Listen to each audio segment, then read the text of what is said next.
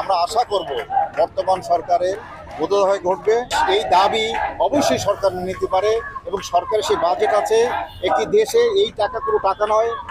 গতকালকে একজন শিক্ষক বলেছেন যে 6 লক্ষ শিক্ষকের এমপিও আসে, 3.5 লক্ষ শিক্ষকের এমপিও তারা উঠায়, আর 1.5 লক্ষ শিক্ষকের এমপিও ফেরত যায়, টাকা ফেরত যায়। শিক্ষা জাতির মেরুদণ্ড, আর শিক্ষকরা হচ্ছে তার কাণ্ডারি।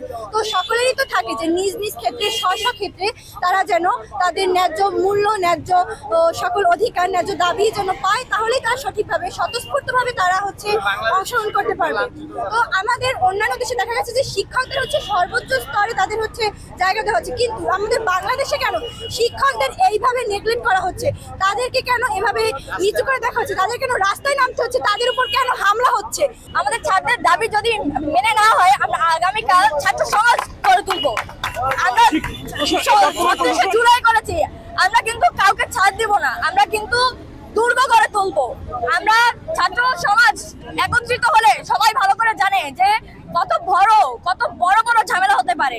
আমি ওই উপদেষ্টাদেরকে বলে দিতে চাই, আপনারা যদি শিক্ষকদের দাবি 24 ঘন্টার ভিতরে না মেনে নেন, তাহলে কিন্তু আমরা অবরোধ কর্মসূচি ঘোষণা করব।